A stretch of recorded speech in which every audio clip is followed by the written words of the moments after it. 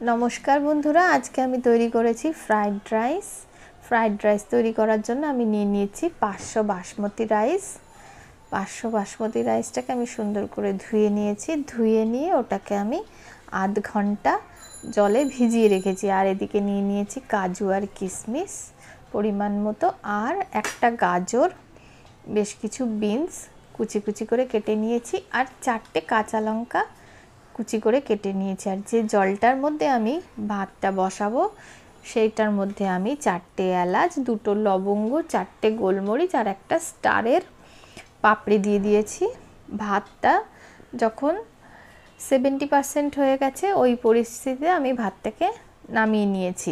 দেখুন ঝুরঝুরে হয়েছিল ভাতটা। কড়াই গরম হয়ে গেছে, তার মধ্যে আমি 2 চামচ ঘি দিয়ে দিয়েছি।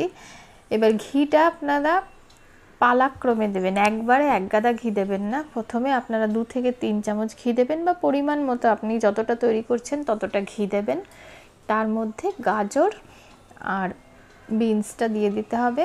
যখন ভাজা ভাজা হয়ে আসবে তারপরে ভাতটা মেশাতে হবে। এদিকে আমি শুকনো মশলার জন্য হাফ স্টার অ্যানিস, হাফ জায়ফল, 4টে এলাচ, 4টে লবঙ্গ আর 5-7টা গোলমরিচ একটুখানি কাঠখোলায় ভেজে নিয়ে ওটাকে বেটে নিয়েছি।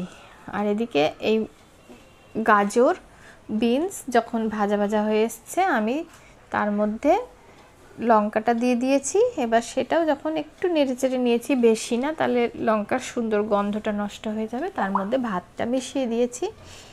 মিশিয়ে দিয়ে যখন হালকা হালকা মিশিয়ে তার মধ্যে আমি 2 চামচ ঘি দিয়েছি আর কাজু কিশমিশগুলো এই সময় আমি মিশিয়ে দিয়েছি।